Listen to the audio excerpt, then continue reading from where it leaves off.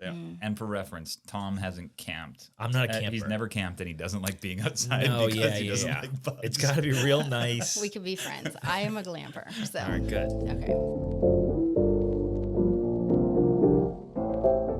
Welcome to Here for the Health of It podcast. I'm Dr. Randy here with Dr. Tom, as always, and we are Columbia's hottest and fastest growing podcast. And we did our Spotify wrap. It was towards the end of the year, and we are in the top 2% in our category for the most content produced, and we're in the top 15% of all podcasts for the most shared. So anyone out there who's texting links or sharing it, we appreciate that. Keep it up.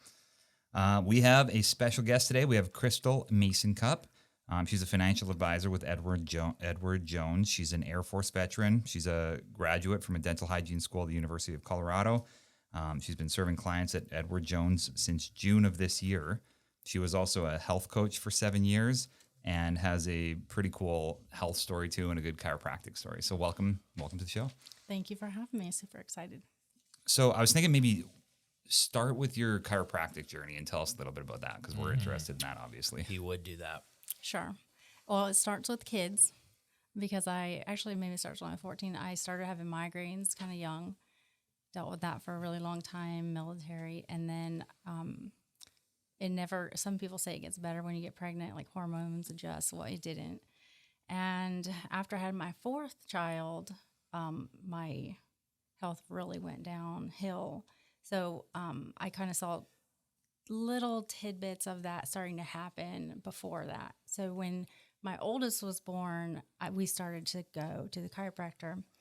We lived in like Manning, Sumter area, and we started to go. I went, goodness gracious, 2 times a week for a really long time, and the migraines never really went away. But what I did notice is I was really wild when I was a kid. I jumped off building, dislocated my jaw, knocked myself out. Anyway, that got better. My jaw actually got aligned. I didn't even know it was out of alignment. My shoulder, the burning in the back of my shoulder was gone. So I knew even though the migraines weren't gone, my body was getting better. So there was a big change in that. So that really opened up my belief and understanding in what chiropractic was. And coming from the dental field, I really feel like we have a very similar, I'm not in the dental field anymore, but a very similar sector of constantly having to convince people that their mouth or their spine is connected to their body. And it's such a weird phenomenon, but it really is. And so I didn't have to have that convincing anymore. And so I really believe in it. And since I started coming to, I neglected myself for a while. I neglected myself because we traveled in an RV for a year. We kind of got out of our comfort zone and didn't really, we eat well, so we didn't really think about preventative type care, right? So we got out of the habit of going. Even my babies were adjusted. So I'm a firm believer in chiropractic work. But we came back, settled back down, moved here to Columbia, and I took a job with Edward Jones, and I sat way more than I normally do. And my back started hurting really bad and started to become very tight. And I did not seek out chiropractic care. My husband made an appointment for me. That sounds so bad. But he did, and he's like, you're going. So he actually talked to some of your clients, and they highly recommended you. And immediately, it's like I was home. When we came into your office, I liked structure. I like things to be smooth. In my last chiropractic office, I had to wait for 2 hours and I have 4 kids. And so that was just, it gave me more stress to go. Yeah. Honestly. And that was one of the reasons we just were done. But I came into your office and it was like a pardon it. I don't know if I want to say this. Slam bam. Thank you, man. But anyways, it was very quick. It was sign in, you do your PT and you do your stretches, which I found great value in, and no one else had ever done that. I've been to other chiropractors as well, but you guys really recognize the importance of just stretching it and getting it moving first. And I just was kind of blown away by that. And I was in and out in 30 minutes. And this is my chiropractor. I will never leave. So Love that. Yeah. So then as you're going through this life transition, which it sounds like you've had a lot of life transitions. Yeah. Tell us why you decided to go into the financial field. Okay, so again, a long story, but when I was a kid, let's start there. I grew up really poor. My parents were actually drug addicts. Love you, Mom. She's not a drug addict anymore. That's the good news. But I have two stepdads. They're both gone. I did not grow up with an understanding of finance, but I understood what not to do, if that makes sense. But then I have found throughout my life, just in dealing with any people, that there is very little understanding in what it takes to be a good steward of your finances. I have a very strong faith, and I do believe that the more that you can produce or the more you can make, the more you can give. And I health coached, and it was very people centered, just understanding the journey. Every single person is so different. And as you get to hear that story, you become very intimate with them and understanding who they are. And there was a fork in the road, and it was continue to try to help people who they don't want to give up sugar. It's really hard to do that. And I wasn't willing to go get more trainings and more education. I used my life experience. I built out like food plans and did all those things. And it was just a lot of work for what I felt like it's not necessarily what I wanted to do with my life. And then my husband had a really good friend who was in Edward Jones, and he knew my story. He knows how much I love people. And I decided, okay, I saw an opening. I'm just going to try. My kids are in school now. Well, I'm just going to give it a shot and see. And Lord, if it's not the right thing, please make me fail these tests, or please don't let them hire me. I kept just every step of the way, keep praying. And every time it was a yes. And so I was like, I guess that's what I'm doing. It's not necessarily the right way or wrong way, but I'm a firm believer that as long as you're open to a yes and you're serving the Lord, you're not really going to be in the wrong place. And my hope always was, I heard this story. A friend of mine my husband's friend who does this, he said that a person came into his office and found out he had cancer. And he said, I need to get everything straight. Haven't even told my wife yet. And then he said, well, I hadn't seen you in church lately. He's like, well, I'm definitely going to help you, and I can help you do this, but I would be amiss if I didn't say, hey, how's your soul? And if I can do that for one person, because what's more intimate, right? People have to talk about their money. They have to figure that out. They have to straighten their life out and have a good plan. And if I can do that for one person, like, that is my vision. So, Lord, send me who you want me to work with, and shut the door for the people who you don't want me to work with. So that's my plan for this. That's where I got. That's cool. Here. And I think a lot of people are really good health coaches when they've had health problems themselves, really good financial coaches when they've had financial problems themselves, because they can relate to it a little bit. And I know even my wife, who was really addicted to sugar and then lost 40 pounds, she's more empathetic to it than, say, somebody who's just has a high metabolism and they've never had to deal with weight loss, or someone who always had finances and they never had to, they were taught from a young age how to deal with finance and they never had to go through maybe the ups and the downs.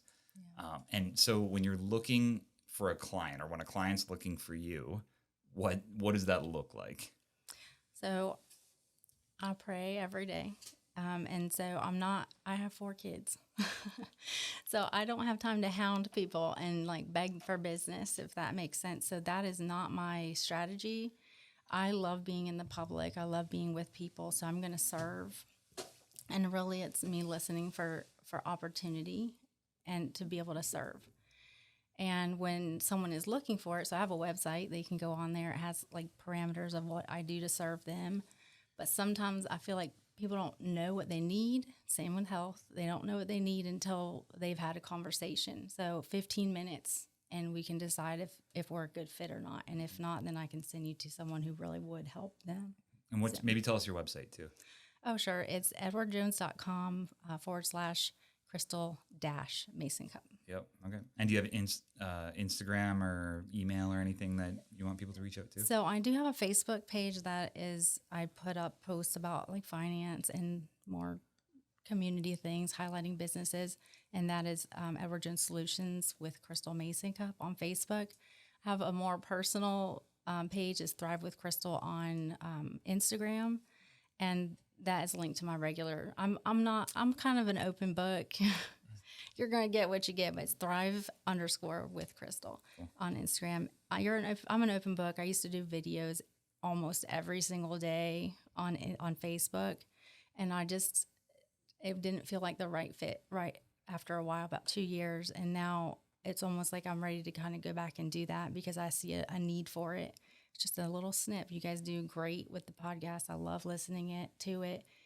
People love hearing things more than we realize, I think. Yeah. So just a lot of directions I want to go. I feel like the listeners. Let me try to piece this together in my mind. Take me back to your just whole journey, because you mentioned so many things that are so just different and unique to you and your personality and what made you who you are today. So you mentioned there was drug addiction in the family. I think you mentioned earlier that you had you have chickens. Yeah, I have chickens. You mentioned that you went on an RV trip for a year. Like, walk me through just, and I don't know how deep you want to go into this, but like your child, like you in developing you to get to where you're at right now. Oh, yeah, it's a long story. I feel like when I say those little tidbits, it is me, right? So I am an open book, and there's this concept where people there's two paths or two ideas, like people are a product of their environment, or people are like who they're going to be, or product of nurture, whatever. But I just believe so strongly, like the Lord has a plan for you, and like once your eyes are open to that, you are so free. And so I wasn't a believer as a kid. My parents weren't in church. I mean, they told me about Jesus with, slamming around, but don't put something on the Bible. But that I was out by the time I was 16. I mean, it was really hard. And I had younger siblings. You left your house at 16? Yeah, I moved out. I had 3 jobs. I lived with the grace of friends. And couch surfing, yep, basically at yep. 16. Yeah. Wow. Yeah, and so I just knew I wasn't going to be like them. Yeah, if that makes sense. So I went to a really huge school in Orlando, and I had a scholarship, but I wasn't going there. Like, I was gone. So I joined the military as fast as I could, left, and then took it like one day at a time. And so there was a lot of healing to be had. I was super angry. I have 4 kids. We talk about it all the time because the life they have and the life I had was so different. But you want to compare that because they were made for a time such as this, right? They were put here. But then I think, you're not going to have those experiences. Like, I fought.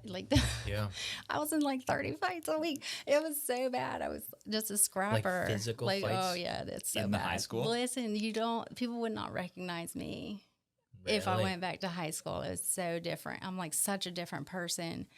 And that's just the grace of God. Yeah. Like, really. Well, then unpack that a little bit. Like, when did you start getting into Christianity, and like, was there a person? Was there an event?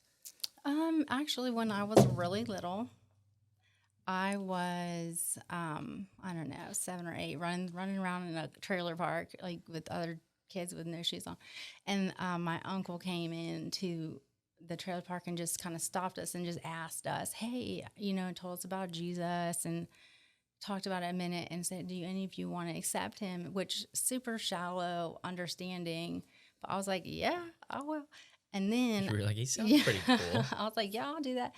So then, fast forward, my parents, I would say my mom, like, she wanted to be in church. I can tell she was raised that way, but there just was so many other things. So like Christmas, we were at church, or Easter, we were at church, and then we would leave early because she was offended. But were you Catholic? No, but I'm Southern Baptist. Yeah. But we would go in, and I just would sit there and pray. And I remember being baptized at 12, and I knew that what I wanted, but I didn't know what that was. So there wasn't a discipleship. So you really have to fast forward to military. So in between, I did get married in high school. and I ended up getting divorced because we saw each other like 2 weeks out of 2 years. I mean, it's just So- it gets The roller wild. coaster It never goes. It's just- stops. It goes on and on. Now wait, at 16, like No, what? it wasn't 16. I was 18. We Okay. got married, so we wouldn't be separated. But that's all I knew, and so it was more like running away. Like was it a long-term boyfriend was for a while? Or? Ninth grade on, like we just Yeah. were, yeah. And then in the military, he went to Iraq. I went to Texas. Well, I went to my school. We went to California. I'm telling you, 2 to 4 months we saw each other total in 2 years. Grew up, realized that this is not who we wanted to be. I really was in that process of trying to forgive my parents and understand where I was. I thought they were dead, to be real. Like, I didn't even know Really? where they were. They didn't know I went to the military. And so I was trying to figure that out, but he knew my whole history and he didn't want to let go of that. I mean, that's hard. So we just parted ways. And then this is real. Within 3 months, I met Neil. And I did not want to get married. I was going to Chicago to go to pharmacy school. I was like, whatever. And he'll deny this, but he did say, Neil. but what about marriage? But what about love? And he told me he didn't say that, but he did say that. And I was like, oh my gosh. And he said, well, something about changing your last name. How do you feel about that? And I said, well, you have my email, because we didn't have cell phones back then. And so, Shoot me an email. AOL. and he said, no, he was pretty persistent, and he ended up proposing. We dated for 3 months. We went to Hawaii and got married. And that was like, definitely the Lord, because I was like, I cannot do this. I am not ready to be married. But also he was amazing. He was kind. He was gentle, very passionate. I'd never seen anything like that in my life. And 21 years later, like, we have 4 kids, and we've been Nice. through drug addiction in there as well. Like, he had his back fusion. So I felt like my childhood just prepared me for that. And so I would say when our son was 5, nope, he was 2.5. I think he was like 2.5 or 3.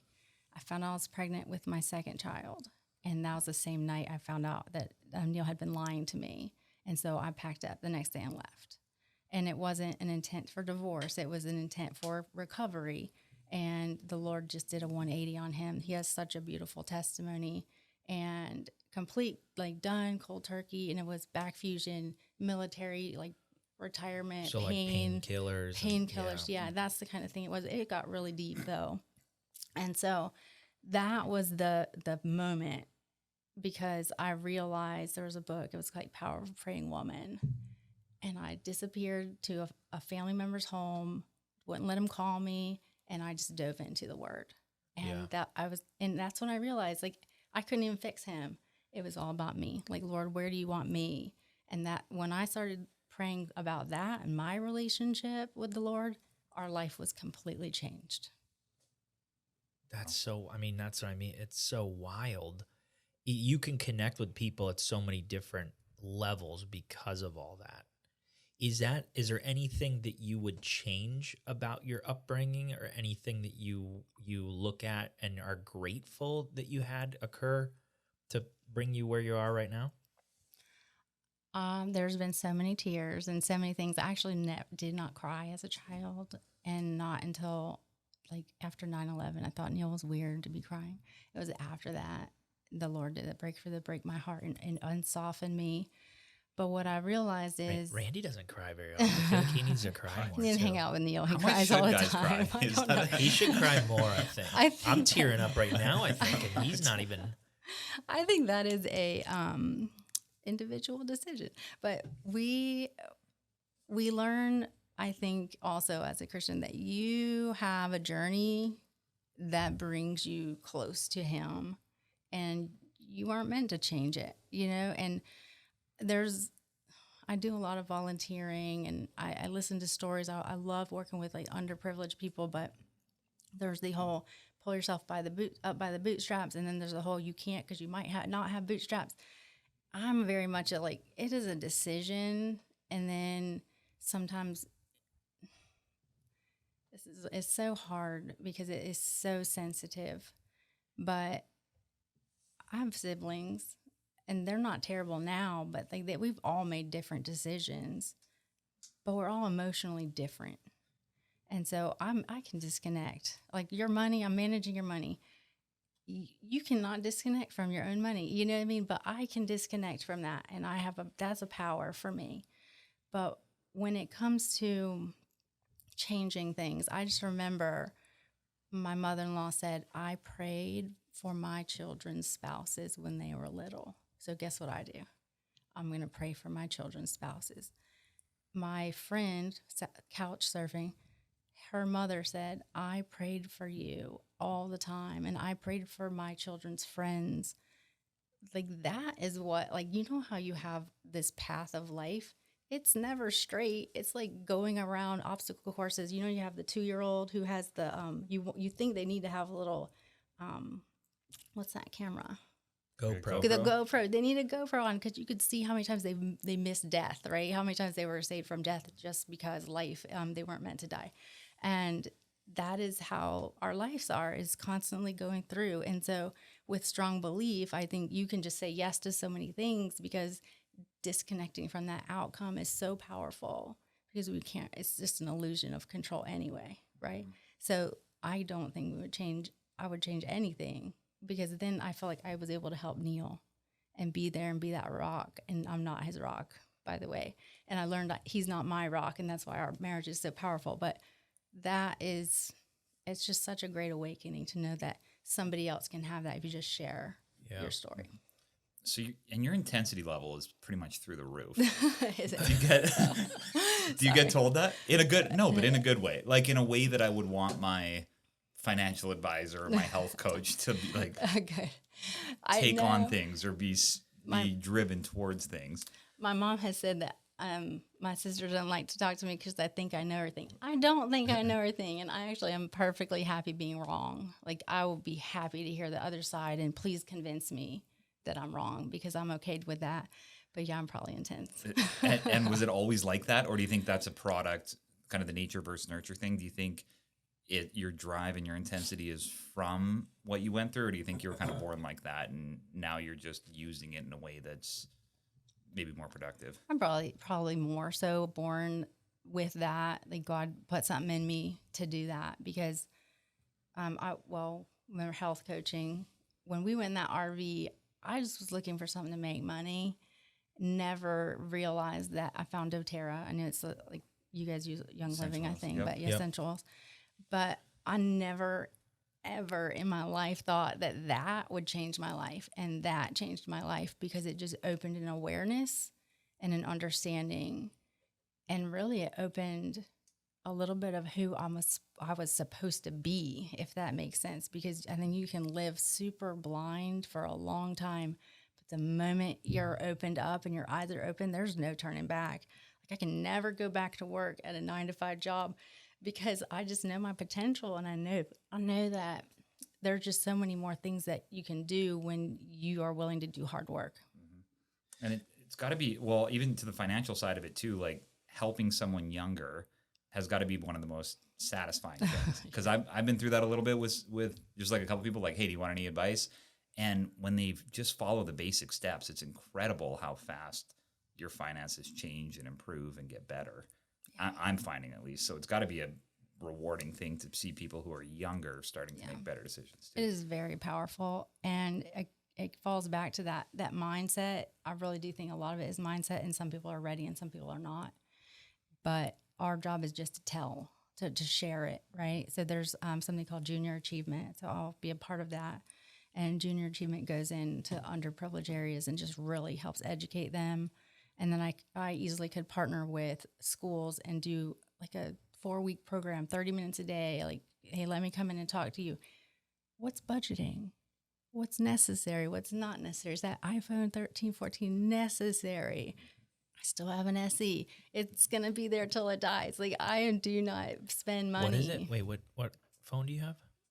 That's like an I think iPhone it's SE. before the 7. I don't know what it is, as long as it works. Between the 6 and 7. It's between the 6 and the 7. Is that Neil? I might be wrong, Neil. I don't. That is not what drives me.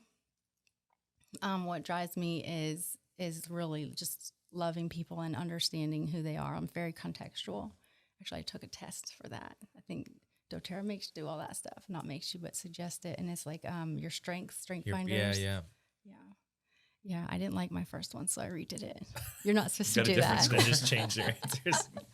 Well, I didn't know what it was, and I was like, okay, let me really do this. So, Take me through RVing, and you did this for a year with how many kids at that time? 4 under 10. 4 under 10. Okay, so you're say I want to go on a trip, and I'm like, all right, I want to RV for a year. What was the decision making and like preparation leading up to that? And then what did you do? Like, how do you make decisions while you're in the RV? Are you adventurous or not? I feel like I am. You feel like you are. Well, here's Okay. why. I'm trying to convince my parents like sell all their stuff and get an RV and just Oh, they're travel. gonna love this. Okay. Well, they won't because they're Oh. old and they're like stuck in their ways. Yeah. And for reference, Tom hasn't camped. I'm not a camper. He's never camped, and he doesn't like being outside No, because yeah, he doesn't yeah. like bugs. It's got to be real nice. We could be friends. I am a glamper. So All right, good. okay, you'll like this story. So we were in Manning like for 13 years. We loved our church. Like we cried to leave, but we both felt at the same time a really strong urge. Like we were so content. It's not normal, or maybe it's not right to be that content. And I feel like that was just the call, right? So Neil just started putting job offers and like Garmisch and Oak Ridge, jobs that he wouldn't normally be qualified for, but so the Lord would definitely have to say yes. And he did, and we ended up moving to Oak Ridge, and then it was a matter of, 6 months. Where's Oak Ridge? Is that Tennessee. South? Oh, Tennessee. Oak Ridge, Tennessee, Knoxville area. Okay. And he took a government job there, and we got there, and I don't know, he's my dreamer. He loves the grass is always greener. There's always something amazing out there that he can go do. I'm not a dreamer, so we'll get there another day. But but we decided when we got there, he hated his job, and as a wife, I'm just going to say yes and go do whatever you want to do. I'm going to come along. Nice. You got to tell more wives that. Is that part of coaching? It can Let's be. make yeah. that into a clip. Yeah. And so I just pray, and if that's the right decision, let's go do it. So anyways, he's like, we were talking about road schooling. It's kind of like a joke. And I started looking it up. Well, we ended up going after church to Duke's barbecue, which is nothing like the Duke's barbecue here. That was amazing in Tennessee. And these people rolled up, and Neil was in the line, and he says, "Oh, hey man, nice beard," to my husband. So they start talking because he had a really big beard then. And they were a family with 4 kids under 10 in an RV. No. I am not kidding. So we had been searching him for like 3 months. They're there. We sit down and have lunch, have this long conversation. He's a pastor, and he like goes around just to campfires sharing about Jesus. And Neil's like, I want to do that. Yeah. And I was like, okay. So we got a map and threw a dart, literally. It landed on Seward, Alaska. So we said, what are we going to do? So we gave ourselves a year, and I say sold because we tried to sell it. No one wants your stuff, FYI. It goes to the agree. thrift store. Yep. Don't store your stuff either. We had boxes from the military that we hadn't opened, that we had been dragging around. We just got a big truck and put it all in there and dumped it all, like everything. To the dump, like literally? No, to the thrift store. I mean, it was decent things. Like I had full on like my wedding silverware. Like Did you cry at all? Like, was this emotional? Oh, it was really emotional. Like to the point where, I'm opening boxes, having memories.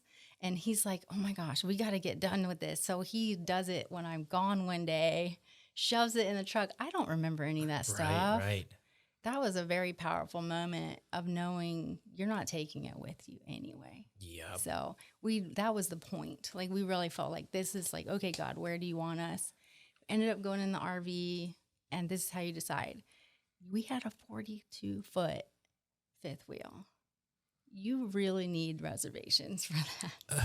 We didn't. So you already owned it, right? No, you didn't. we sold. Oh, there's so many things that lined up beautifully. So we had a big boat, put it online, sold in 2 weeks. Someone from Michigan came down and bought it.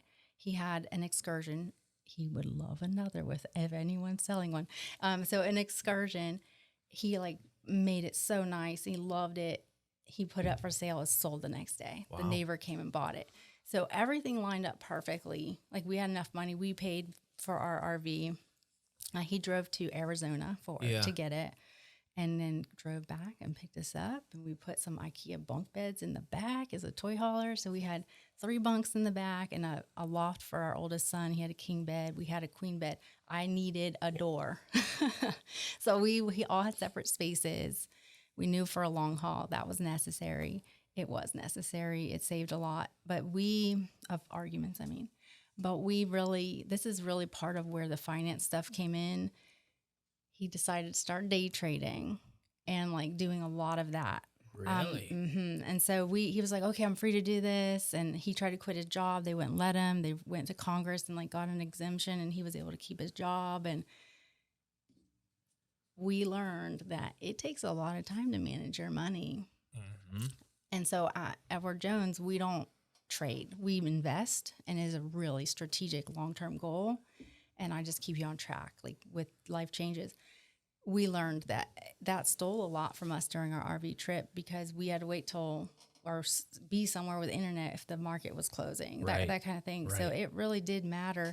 But it was a lot of like going on nice long national park, like hiking and camping, and in a camper. FYI, no bugs.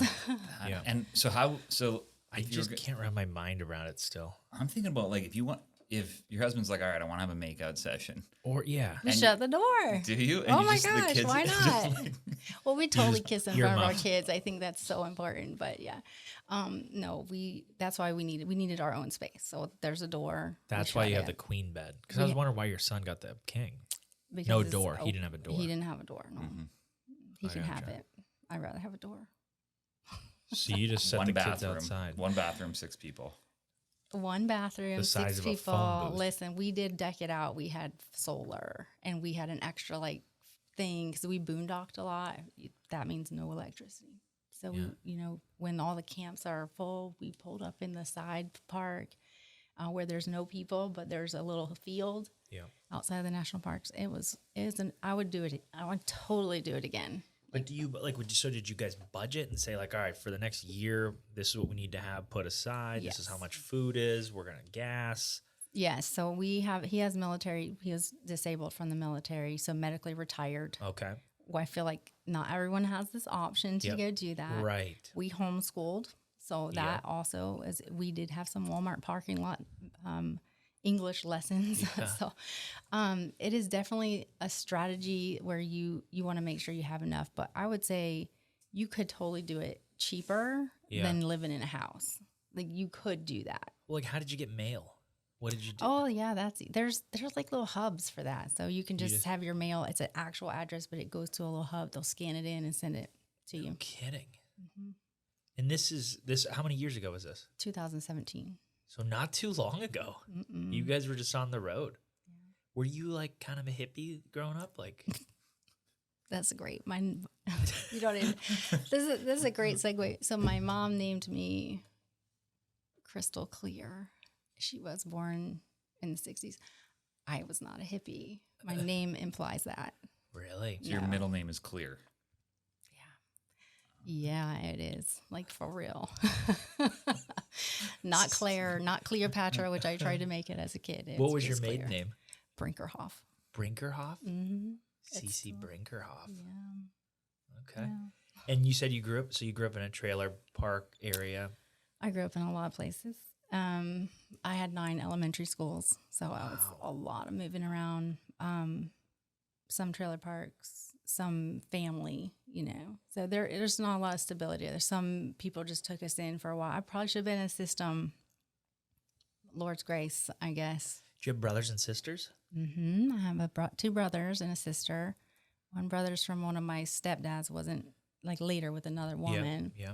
And I didn't know my father like at all. My mom, that was very young. She was like 17.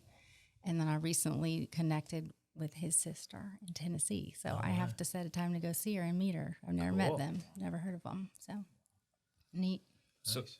So I just recently I went back and reread the book The Everyday Millionaire by Thomas Stanley. And then I just also listened to Baby Steps Millionaire, which is Dave Ramsey's new book that he just came out with. So I'm curious what your thoughts are on those, if you've listened to those or Jackson is my 15-year-old, so I think he's read 3 times Everyday Millionaire, and I do believe there are several ways, but the best way is now. Like, the whole idea is that there's a generational gap or an understanding, a neglect, and in the schools they don't teach finance. They don't teach it like it's real. I think maybe that's a conspiracy side of me thinks that's on purpose, like they want workers, right?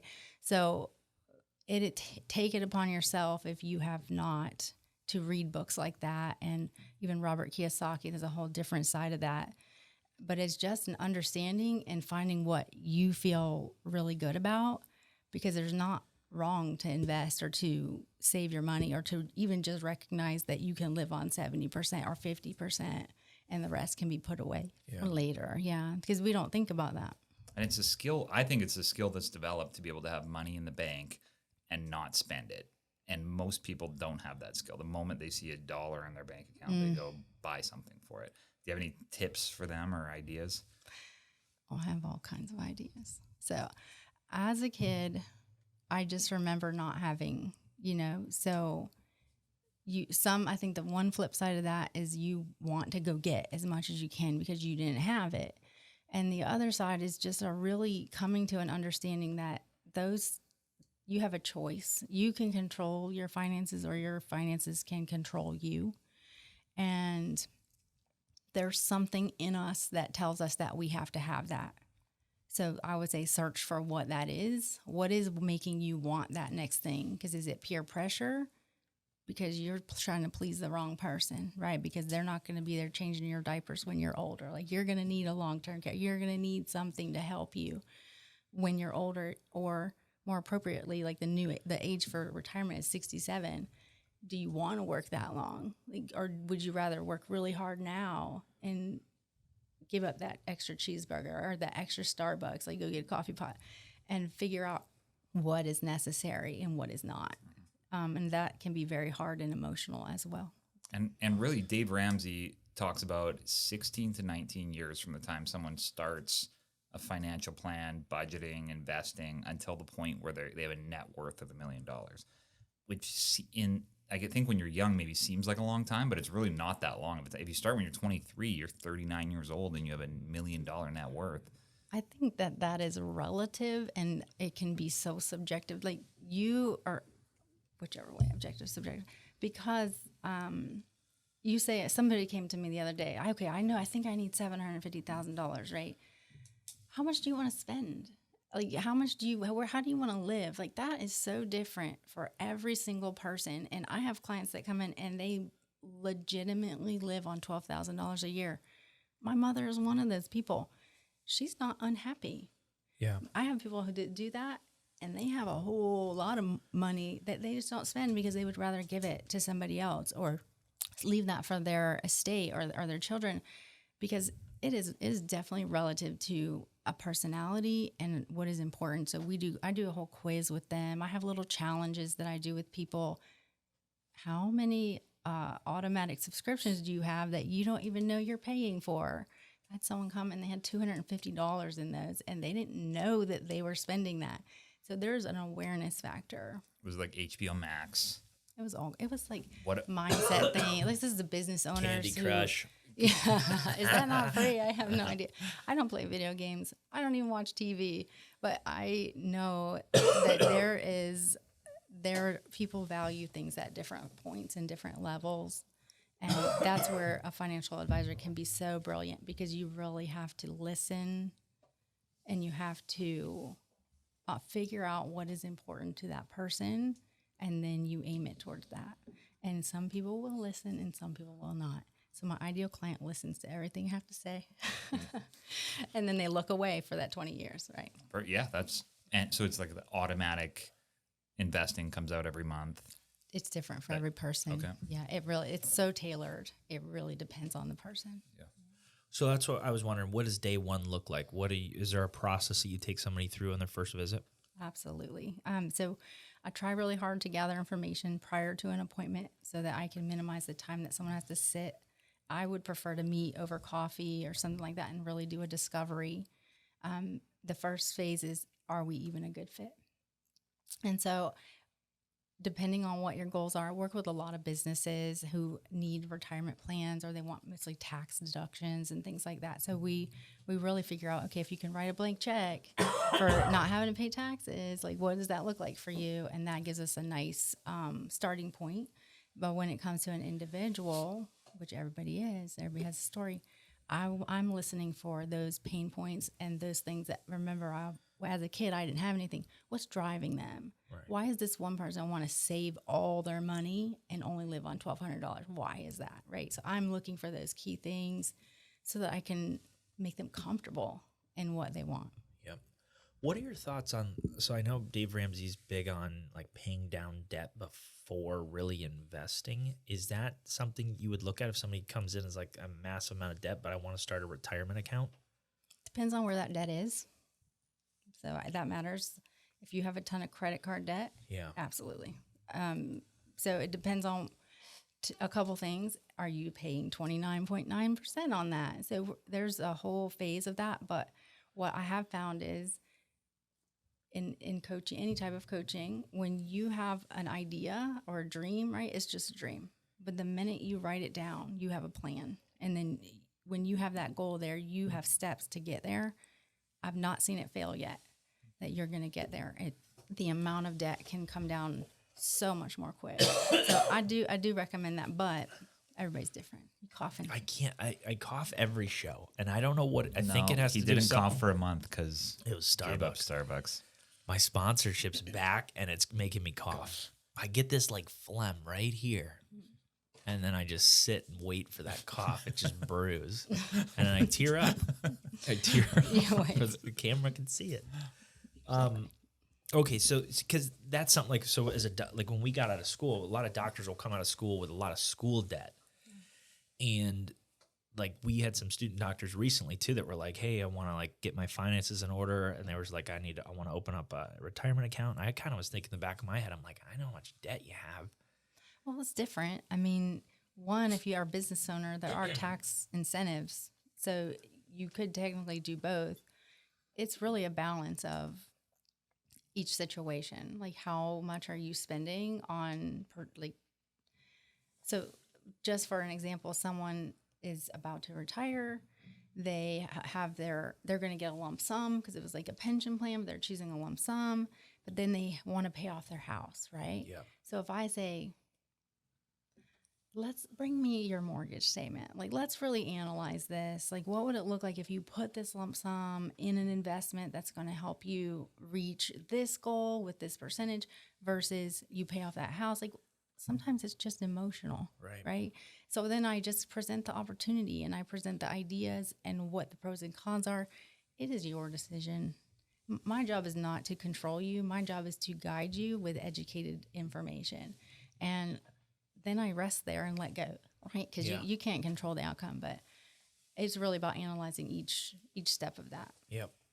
And when your husband was day trading, you highly advise against that? Yes, I do. Because I feel like it sounds insane. But most, like a lot of day traders say they do so well, but I just never, you only hear about the good. You do only hear about the good. I've seen too many negatives to watch that, to recommend that. So I would not suggest it. I don't even want to give you a scenario where I would suggest it. I would just say, if you're not fully maxed out in all your retirement, you have no more money that you ever need ever. Yeah. Come talk to me. Well, maybe we'll talk then. But I don't even do that. Like, I don't do that at all. Right. Edward Jones, that is not our philosophy. It is coupling what is important to you with how much time you have left. What do you actually want to do? Do you want to plug in some trips along the way? And then we help you not get rich. Everybody wants to be rich, right? We help you meet a goal. So what is that goal? Yep. And we're going to get you there. Well, do you guys have a formula? I think I've heard of this before. It's like, say you want to retire at 55 and you want to have $100,000 a year income. Do you guys have a reverse engineer formula that you need X amount of money in a retirement account by certain ages, or we can definitely look at what that takes, right? So I am a creature of an understanding that life happens and so many things are going to change from point A to point B. And so, yes, that would be our trajectory, would be towards that specific maybe number or goal. right? And there is, like, we have a whole system. It's amazing. I can plug in all the information. The better information I have, the more honest they are, the more clear that and truthful that projection is going to be. So it's like a 0 to 100%, right? We use goals. We can set a goal for, like, you want to buy an RV. We put the money here, but it's a portion of it is allocated with just a little click of a button that says, okay, you've now put this much towards this goal. So when you look at your app and you see you want to pay off your house by this date, or you want to get an RV, you can see that visually. But there is that 0 to 100%. And once you hit that 100%, then it basically will tell you, like, hey, you're like this much solid, or you're like this much solid. You're going to be really, really comfortable. Right. And so there's just always something that could happen. Okay. And the life insurance side of it, I know 2 younger guys who have died in the last year with young families who didn't have any life insurance, which to me is a tough situation for sure. And I'm curious, how do you know how much you should have? Yeah, there's and a process. when should somebody get that? Like a 21-year-old who's single or just got married, should he have life insurance? And if so, how much? He's 20. That's Brett. We're talking about Brett. Okay, well, we'd need to talk first, Brett. But there's a whole spreadsheet that I do that calculates that. And if someone is what is insurance for? It's to ensure the people who are gone, like, have a life that you wanted them to have, right? So we're going to project that out, and you typically have the highest amount of insurance during your highest earning years. And that is part of our process. So, like, appointment 2, appointment 3, like, I treat it like a doctor office. Every 4 months, you're going to hear from me, if not earlier. Every year, you're going to be in the seat. I do a lot of Zooms and things like that. But once I understand that and what your needs are, like, we go through an estate planning. Like, I partner, there's a trifecta in the finance world. Like, you need a good CPA, you need a good estate attorney, and you need a good financial advisor, and they should all be working together to make sure that they're bouncing ideas off of each other, because one's going to have another opinion, like a little bit different opinion, right? And you want to make sure you're getting all that good information. The estate part is the sooner the better. I've had, like, traveling nurses, I hear all the stories. Like, during COVID, you would be put in the hospital and you wouldn't have an advocate. And if you were 18, your parent is no longer allowed to help you. And so having that power of attorney, that healthcare power of attorney, assigning someone who is going to be in control of that if something were to happen to you, people just don't think about those things. And that is definitely something that we are thinking about. And how do you decide that person? I think it needs to be someone who is trusted in the community. Is that what you mean? Or you mean for your POA? You set up an obstacle course. Oh, yeah. And whoever wins, whoever you invite finishes your top it first. 10. Yep. Yeah, Best time. That would be. So There's different, because, like, your spouse would probably be number 1, right? Or would they be? I don't know that. And that's up to you. I mean, do you have a good relationship with your spouse? I guess that's different. They might want to zap you early. Your spouse. Your spouse might not be the person, because they'll make more emotional decisions than, like, the decision that maybe you would make. I don't know. I think Neil is mine. Neil, he can write if you need him to sign a check. Like, watch out. Now he's going to come sign it. We just have that in place before the RV. Like, that was done. Like, we wanted everything done, because you never know, right? And that's a good question. That's a hard decision. I see that happen too often, that it's not happened. It's not been in place. And people scrambling at the last minute. I see a lot of older people who, the minute I notice something, like maybe they're starting to repeat things. Do you have that? If you didn't have it, let's get it in place, because that is like a snowball effect, right? But even younger, you just never know. Not promised today. So, all right, this is kind of in closing. I want to hear more about homeschooling, because this is my first. Well, I have chickens and I do homeschool now. But I'm curious about kind of the tips that you would say for somebody who's just starting to homeschool.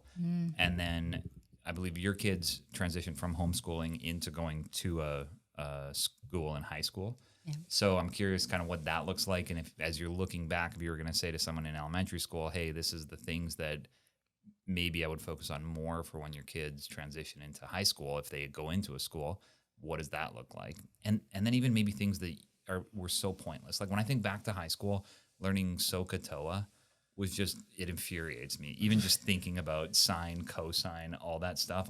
It's ridiculous that I had to spend hours and hours and hours with a graphing calculator that made no sense. And you'll never use memorizing it what SOHCAHTOA meant. Yeah. Which I don't know. Do they teach that? Do you know what SOHCAHTOA is? Yeah, they're still teaching. They're still teaching SOHCAHTOA. No, they do. And I don't know. It should be you could use it in like construction and woodworking and stuff like that, but that should be a specialty. Like that should, if you're going to be a construction, that should be, then you go get educated on that. Or learn it with applications that make sense. Yeah. Next time I'll have my own mic. Yeah, we need it. So Chick, did you go through homeschooling? Did you guys answer that?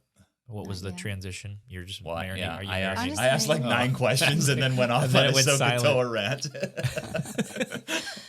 Overrunning Well, I calculations. love math, like a freak. Like chemistry and math is like a passion. I love to do that kind of stuff, but I'll probably retire and be a teacher. Calc teacher. But calc teacher, not a calc teacher. For your like ninth career, algebra. you're I love gonna algebra. be So I think there's so many things that go into that. Definitely be connected. Find people who are of like mind to be around, because it's a support system. And I promise you will question yourself every single day and think that you are not good enough. But I would say my kids are in school. All of them are in Ben Lippen. It is very hard for me to put them there. I love you, Ben Lippen. Sorry. It's very hard because I see, once you have homeschooled, you know the power and you know the understanding of what God wants for us to learn. And it is not a conveyor belt of just do this. There's not one answer. There's never just one answer. And that's what we're taught, right? Do a test by yourself. You can't have help. You don't collaborate. Like, what is life? It's collaboration. And I'm more of like what you said. I really think the school needs to restructure public schools, and have, not everybody's going to be a scientist and a medical doctor or have to. I don't even know what school preps you for now that I'm thinking. What are they prepping you for? Right. Just in case you want to be a architect. I don't know. I don't even think that's only like a semester. But I just think that it is. It doesn't make sense. They prep you to do what you're told, I think, ultimately. But really, there's such a disconnect with people who do well in school and who could do trade jobs. Or I just have a strong opinion here, and it's not going to match everybody's opinion. I just think people have a potential in different areas. Nobody has the same strength, but the schools don't play to that. So homeschool you can really play to that. You can find a passion, and I'll just be real. Most of my kids don't know that. I mean, they have no idea. I have one kid that she is so passionate about everything, and I have one that has no idea. I had no idea what I wanted to do. I didn't care. This is not important to me. That will come. So I would say just have faith, be patient. It's hard. It's really about teaching discipline and learning to love to learn. And if you can learn to love to learn, you can learn anything. I was forced to play an instrument in middle school. God. And so I chose the trombone. And in 9th grade, the music teacher said, how about you just pretend to play? Don't actually play. That's messed up, though. That's great teaching, though. How did that affect your heart, though? No, I was happy. Oh my god! I was like, what am I doing here? Why are you even there? I'm in the wrong class. Mm-hmm. Just going through the motion and the trombone I was motion moving. I was moving it back motion. and forth. I just sat there, and there was a girl beside me that was really good. And whenever she would move it, I would move it at the same time. That is a boy answer. I really feel like it's a boy answer. I don't think a girl could do that. I could not do that. I had no problem. I mean, music, chorus, there was a lot of things that they were just so pointless. Yeah. I don't get it. I don't think that's pointless. What? Music. Like me working Art on my music. my voice, or Randy getting good at trombone? Well, maybe. I don't know. I think there's a power in understanding. I feel like music is God's as a language, and math is a language, and our world is created on those things. And so having a basic understanding, not like an expert understanding, and just having an appreciation for it. But if they hate it, clearly, no, that's not the right thing. Yep. So, all right. So tell us then in closing, what's your favorite things about Columbia? Maybe choose 2 things that you love about Columbia. So good. I do love the junior league. I just started it. Junior league? Junior league, yeah, where I just volunteer a lot. So we went to Salvation Army yesterday and learned there's so many people who need things and help. Yeah. So just having my background, that's just a sensitive area. So helping that in that area and just being able, there's so many opportunities to do that. And then I would say the food, but I'm not a foodie. I am a foodie. I do love, let's see what else I love. I love the theater. I love Koger Center. I love going to those type of things. And there's always something fun. Even Bluey's coming. Shout out to Bluey. I love some Bluey. Loves Bluey. So I just found out a week ago that it's actually the Koger Center, not the Kroger Center. Yep. Koger. He kept ending up at the shop I said it buying all the groceries time, every yeah. time he would go to I the didn't play. know. I didn't know where the Kroger Center He was. said, when's the play going to start in the produce section? Yeah, that's fun. All right. And then anyone who you think we should have on our podcast? Oh, yeah. She could, well, I love my husband. You can have him on here. I don't know. He's going to share with you, though. But let's see. Oh, shout out to my partner at the office. It's his birthday. Happy birthday today, Kenneth. Nice. And Kenneth? I'm Should trying we to tell think. everyone how old he is? I No, you don't don't know. know. Sorry. I'm gonna go with He likes 62. chocolate. I don't think he's that old. He's really nice, though. He just looks that old. I need to get back with you. I feel like with who I would really want on there. You're so funny. He does I've not look never seen him. 62. He does not look 62. Okay. Let's say, who did I talk to? I'd like to have Do a you- farmer on. Do you know any farmers? I do. Okay, Crazy Chick Farms. Really? Is that where you Yes. purchased your chickens from? Yes. Eh. We didn't get to my chickens, but yes, a lot of them have died, but that's the nature of them. But she's brilliant. She's a veteran, and she has a woman-owned farm, and she even has like a little camps and lets kids come out and learn a bunch of stuff. And She's that's really in here, sweet. like around the Columbia area? She's in Blythewood-ish. Nice. Now, how many chickens do you have? It was like 20. I think we're down to 9. How are they dying? Tell me, like, and then when they died, you eat them? Oh gosh, the imagination that just happened. So at one point, a dog came and like slaughtered Oh, it went half, nuts. and so no, I was crying for like 30 minutes. And then we've had snakes come. I did not know this, and they will try to eat the chicken, and the neck comes back out, and it's way. all soaked, and you're like, what just happened to my chickens? So I learned a lot about chickens. Mostly as predators. You know, Okay. that's the main thing. Did you see the dog? No, I came home and they were just scattered all around the yard. We have 26 acres scattered everywhere. Wow. And then how many eggs you get in a... We've been getting like 4 a day, which is good for how many we have. We have 5 roosters.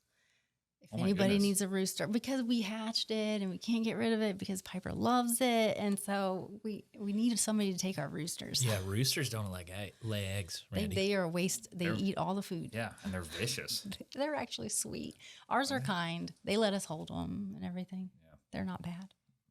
I don't have any desire to have a rooster. No. Are So they I'm noisy not- too? Yeah, they're all the Oh, I time. have guineas, and guineas are noisy. What are guinea pigs? They're called guinea fowl.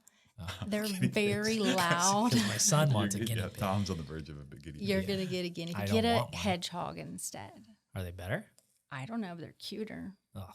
And I I did don't want look it any up. animals. I want 0 animals. A fish. My son, we had we did have a You fish. can just keep. I got a fish at a white elephant one year, a goldfish. Oh, I might do that I am this not year kidding. for Christmas I party. had to go to Walmart at 11 at night and get the stuff to keep it alive.